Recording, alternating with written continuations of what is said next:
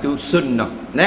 Ada pun pakai jari-jari, tahmirul asabi' khususun lin nisa, memerahkan jari-jari dikhususkan untuk wanita saja. Maka wayahrumu 'ala dzukur, diharamkan atas laki-laki. Walaupun mu sanding mu menikah, tak ada kira. Walaupun mas kahwin 40,000 juta, tak boleh. Pasal dia pakaian perempuan. Jadi komplek ni lelaki pakai ina dah pula. Jadi khunsa. Nak kau tengok dah, duduk tak pelami. Nak ngati laki-laki pakai ina. Orang tanya dak ngati laki ni pondang. Apa kata orang itu? Dah tu pakai ina. Tak. Kemudian pula ada ustaz kata kalau kita buat majlis tahlil tak wajib makan kat orang. Betul? Dia gini, tahlil itu sendiri tidak wajib. Tahlil ni benda khilafiyah. Setengah ulama mazhab Syafi'i tak sebut masalah ni. Setengah hanya sebut kalau nak buat biar ikhlas molek. Dan jangan anggap benda ni sebagai sunnah. Faham? Cuma gini, ngikut sunnah Nabi SAW, sunat bagi tuan rumah menjamu tetamu. Atas dasar inilah kita buat keluar makanan. Jangan kita buat keluar makanan malam tahlil, kerana malam kita dah ingat majlis tahlil kena waktu bik makanan. Itu salah. Faham? Kita panggil orang berdoa di rumah kita untuk si mati, tak salah. Kita panggil orang baca Quran, tak salah. Tapi ingat kita waktu bik kuih kerana bukan ikut adat. Aku waktu bik kuih kerana mengikut amalan Nabi Muhammad SAW. Kalau orang hari rumah waktu bik kuih. Faham lagi? Baru jadi. Soalan seterusnya.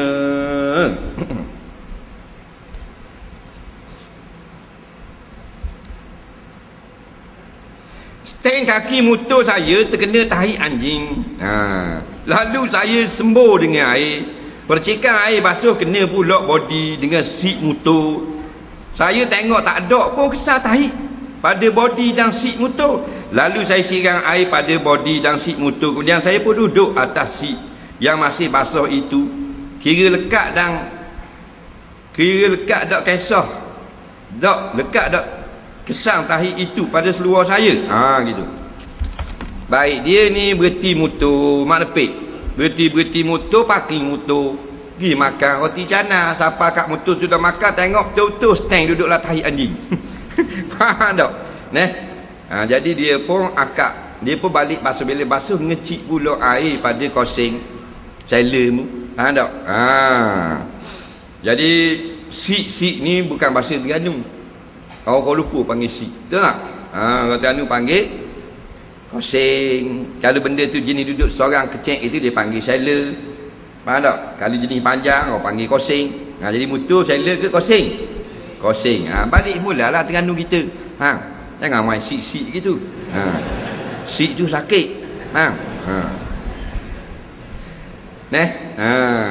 Jadi ngeciklah air basuh. Baik.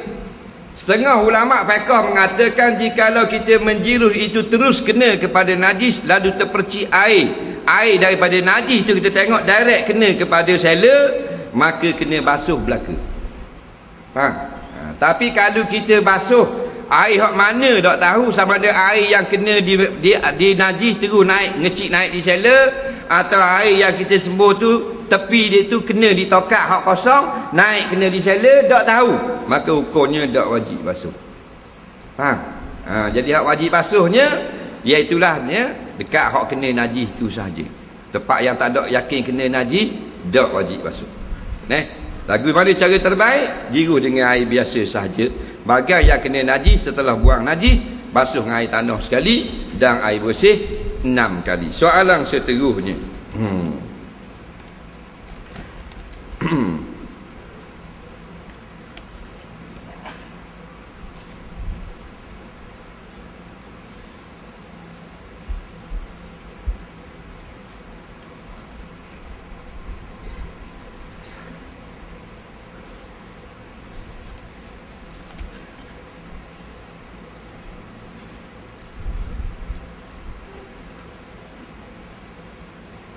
Saya seorang pelajar perempuan, rakan sebilik saya, dia sembahyang awal waktu tapi dia selalu mengumpat dan mengotorkan bilik. Dia juga pernah mengaibkan orang, menyelongkar loka orang tanpa pengetahuan tuan. Bila ditegur, rakannya akan melenting. Macam mana nak hadapi situasi ini? Kepada dia tak adalah musibah dan bala bagi saya. Apakah maksud bersabar di atas musibah dan bala? Nabi pernah dianiaya di Taif, dikutuk oleh Yahudi buta, dianiaya oleh perempuan Yahudi. Apakah pengajaran yang boleh kita ambil peristiwa di atas? Macam mana saya nak kaitkan peristiwa di atas dengan situasi di bilik saya? Saya nak balas keburukan rakan saya dengan kebaikan. Baik. Dia ada kawan rakan sebilik yang perangannya menyebabkan kita jadi sakit hati. Jawabnya, masalah ini masalah ramai orang alami. Kadang-kadang rakan sebilik menyakitkan hati dengan perangai jenis makan kedak orang jadi basuh, nak jenis pakaian lepon mengata rawa, jenis mengotorkan bilik, jenis bagi buka beg. Masalah tak? Masalah tu. Kadang-kadang dalam jabat, staf kerja, kadang-kadang sama-sama bawa kenderaan, kadang-kadang kawan sekolah jenis gitu, kadang-kadang dalam rumah tangga kita sendiri. Nak, nyakit suami, nyakit bini gitu, perangai anak. Nak, jawabnya kita kena tegar dan bersabar. Kerana agama itu ad-dinu nasihat. Agama nasihat. Nasihat lah. Nasihat kena nasihat. Kemudian adakah ni ada satu malapetaka ataupun bala? Jawabnya ya, ia adalah bala. Benda makna bala sini benda yang tidak baik. Tak. Ujian. Allah nak tengok kita sabar ke tak. Lagu sabar tu lagu mana? Dia nak kata benda. Tak, sabar itu ialah balik pada agama. Maka dalam kes seperti ini, agama suruh kita nasihat dan bersabar. Nak sabar lagu mana? Setelah kita nasihat, serah kepada Allah Subhanahu wa taala. Dia gitu. Dah lagu mana Nabi kena teruk-teruk lagi nak khabar kepada kita, hidup ini perjuangan, dan perjuangan itu dia tribulasi, ada halangan-halangannya untuk mendapat martabat yang tinggi sisi Allah.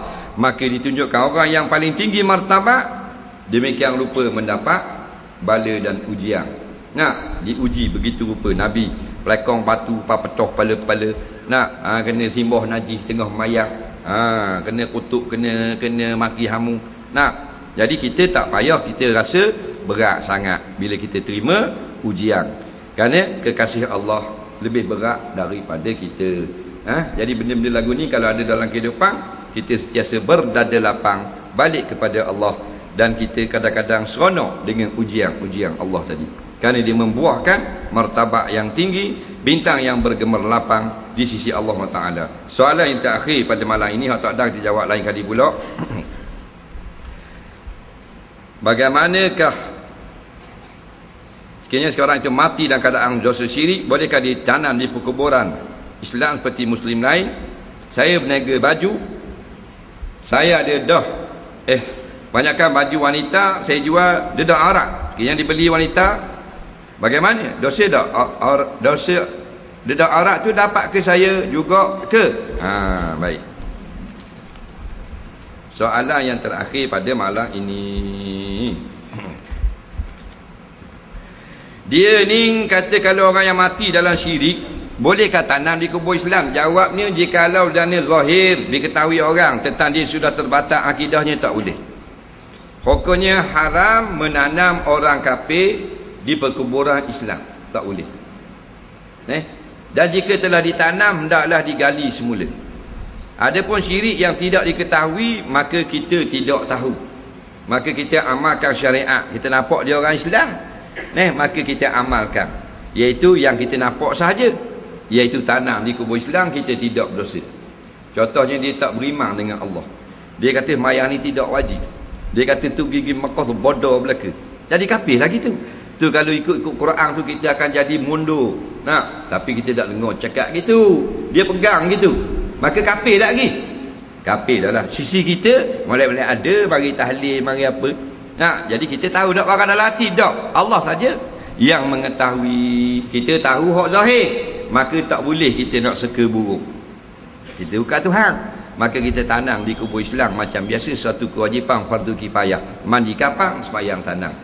Kerana dia Islam di sisi manusia, tapi kufur di sisi Allah Ta'ala. Akhirat masuk neraka kekal selama-lamanya. Na'udzubillah. Baik, masalah kan niaga baju yang dedah arak, mana kira? Dengar molek. Jual baju yang kalau orang pergi pakai, pergi tunjuk depan orang ramai, haram. Pasal baju tu dedah orang. Gini. Yang pertama, haram tanpa khilaf. Iaitu baju yang memang dipakai, sudah dimaklumkan untuk dipakai di khalayak ramai. Seperti baju yang ditempah oleh model-model untuk upacara pertunjukan fashion pergawati dan sebagainya, maka hak tu tukang jahit tanggung dosa juga, berkongsi dosa. Kerana tukang jahit sudah tahu dia akan memperagakan pakaian ini dan sudah tentu akan dilihat sebahagian tubuhnya oleh orang ramai, maka tukang jahit pereka-pereka fashion ini berdosa sama. Kerana sahih dah. Yang kedua, yang tukang beli baju ni dia kabadah, bukan nak pakai di khalayak ramai, nak pakai di rumah. Dia duduk seorang nak pakai kain skirt belah ni, nak pakai di rumah. Atau dia ada laki, nak pakai depan laki dia, nak pakai skirt ni depan laki dia, nak pakai baju lengan sakut ni depan laki dia. Haram tak? Tak haram. Kita pun jual lah, tak berdosa kita tukang jual. Dua keadaan. Keadaan yang ketiga, kita tak tahu dia nak pakai di khalayak ramai ke nak pakai di rumah. Faham? Tidak khabar, maka balik kepada uruf. Balik kepada uruf. Dah kita tak ada bukti, tak ada qarinah. Balik pada adat kebiasaan. Kebiasaannya kalau kau puang, kalau baju gini pakai mana? Baju gini biasa orang duduk pergi batal, tunjuk punggung kau orang, maka haram jual. Nampak lagi? Tapi kalau pakaian yang pakaian gini, kalau bodoh-bodoh pakai luar, kalau cerdik-cerdik kan pakai rumah, tak apa. Itu salah tukang pakai. Kalau setiap yang membeli pakaian, dia mesti tahu hukum memperagakan pakaian tersebut boleh ke tidak di khalayak ramai. Jadi ada beban itu ditanggung oleh penjual, ada beban yang terbebas daripada penjual. Dan ada pakaian yang mana kalau tidak khabar pun memang orang tak pakai luar, maka harus jual. Walaupun kadang-kadang nyiwak gilanya pakai luar, jawabnya tukar jual tak berdosa juga. Macam penjual pakaian dalang, pasar malam. Ada siapa kat bagi apa ada jual seluar dalang? Dengan baju dalang ada tak? Ada. Dah ada tak orang pakai beli seluar dalang moci-moci dengan baju dalang, dia pakai pergi pasar tani esok ada tak? Pakai sarung kopek aja ada tak? Tak ada. Maka tukar jual berdosa tak? Tak berdosa. Tapi kalau dia buat gila pakai gitu, tak juga, pasal dia pelik pada orang. Faham? Bagi lelaki dia kok kadang-kadang. Ada kan pasar-pasar malam kau jual tak? Ada jual luar dalang? Memang ada. Pasar malam ada jual luar dalang lelaki. Dalam puang memang ada. Ada lelaki. Gaji beli tu pasal malam. Jadi seluar dalam orang lelaki tu orang beli, adakah orang pakai awak pergi jabat? Pakai tak? Pakai. Awak pergi jabat. Tapi ada seluar panjang alik luar. Jadi roliknya kalau seluar dalam orang lelaki tu orang pakai, awak jemur tepi patah ada. Orang jemur biar jalan gitu. Seluar dalam saja. Jujur 3-4 orang. Orang gadar baru. Ada. Ada. Orang tutup aurat, jadi tak berdosa tukar jual. Jadi kalau roliknya perempuan awet, kalau baju gini ni jadi awal dah, pakai luar, baju lengan sakut, tunjuk teyok, tunjuk apa korang nak, maka jangan jual. Kerana balik pada rolik, iaitu menang sebelah, pakai di khalayak ramai. Kalau rolik pakai rumah, jarang-jarang pakai luar, boleh jual. Kalau sama berat, tak apa, makruh je kita jual. Bak luar dalam ni sudah ada haram makan. Kalau haram makan tu kita nak pakai apa dia esok. Awak pakai luar dalam. Leni pakai. Tengok. Tak payah dah, pandai tahu dah. Jadi kalau pakai luar dalam saja tubik luar haram tak? Tapi kalau kita pakai jubah dulu, luar dalam alik luar, tak ada masalah. Atau pakai luar dulu, luar dalam alik luar. Haram tak? Haram, menimbulkan fitnah, orang kata gila. Bukan haram dia dekat aurat. Haram membawa sangkaan buruk kepada orang. Kita buka sangkaan buruk.